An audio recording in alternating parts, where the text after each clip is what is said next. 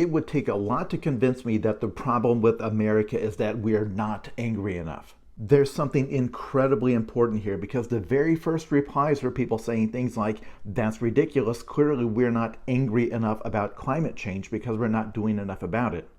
What I'm about to say is going to totally change the life of at least one person watching this.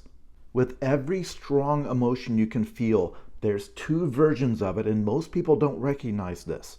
There's a fun version of the emotion and there's a real version, and it's really easy to tell the difference. I'll give you a ridiculous example. If I see a guy my age who is just totally ripped, I feel envy.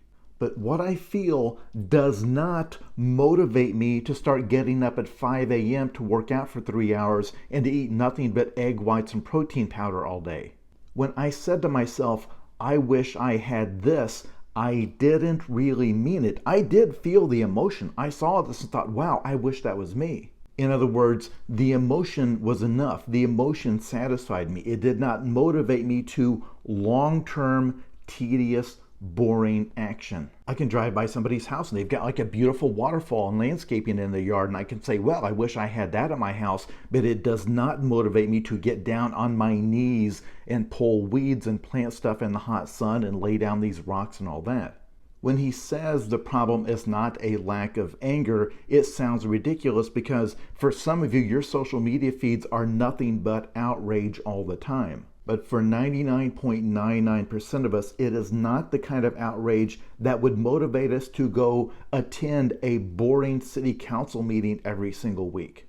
That other kind of anger is the fun anger. It is its own reward. It is fun to sit around and imagine one day there being a revolution, or imagining terrible things happening to the powerful people you hate. The system does not fear that kind of anger at all.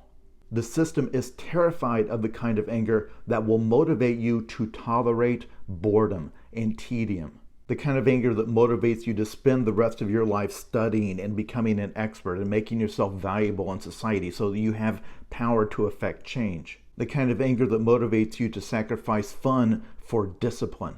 And to be clear, this is not just about politics. There are people in terrible marriages who are angry every single day, but they are satisfied to stay in the relationship and just feel that anger every day. It does not motivate them to do the difficult work of rebuilding their life.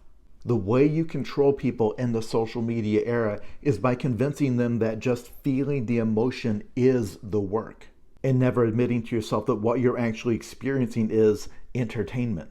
Because affecting real change in your life or in the world is not fun at all.